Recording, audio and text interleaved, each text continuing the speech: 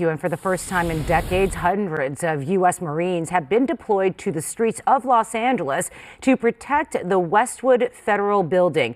While the troops have no role in crowd control or other customary police work, they have already detained a civilian who was trying to get into the federal building. And that happened just minutes after those troops arrived, making this a sight that's rarely seen on U.S. soil.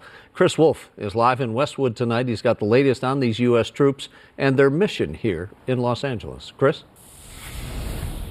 Yeah, that's right. Rick and Cher, U.S. Marines are now guarding the federal building here in Westwood in a rare domestic use of U.S. military forces. Federal troops were last deployed in Los Angeles back in 1992 during the Rodney King riots, but everyone agrees that the current situation, the current unrest in Southern California is nowhere near the level of violence and destruction that we witnessed during the 1992 social, racial, and political firestorms. They are here. Hundreds of active duty U.S. Marines are now guarding federal property and personnel, including in Westwood, taking over the responsibility from National Guard soldiers. Some welcome the military presence following days of unrest over federal immigration operations. Others deplore it. They are concerned the development sets a dangerous standard, threatening long-standing limits on military authority at home.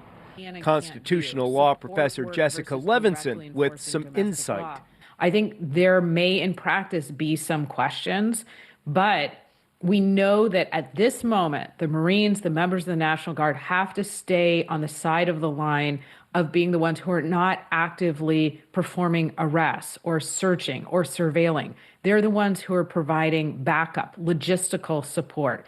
Footage shows Marines detaining a man outside the Wilshire Federal Building Friday in the first known case of such interaction, putting zip ties around his wrists and holding him temporarily before handing him over to civilian authorities in accordance with protocol.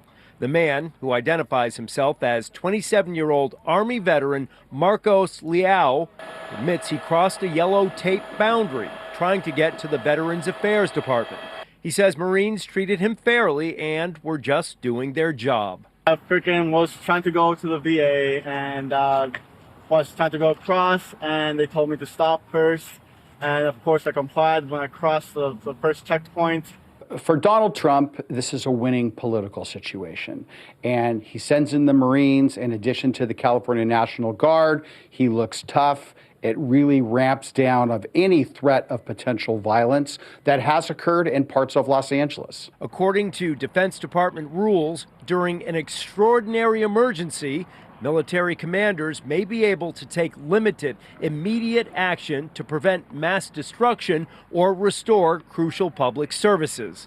And federal troops would be expected to take action if their lives or the lives of others are in immediate danger.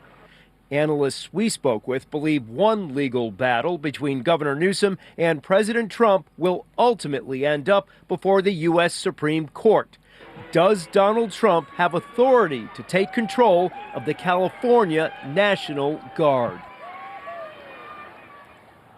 Back here live, U.S. government officials say a total of 700 active duty Marines and 4,000 National Guard soldiers will eventually be circulating in the Los Angeles area, protecting federal property and personnel. The military forces will accompany ICE agents on immigration operations. Reporting live in Westwood, I'm Chris Wolfe, KTLA 5 News. Wolfie, thank you for that.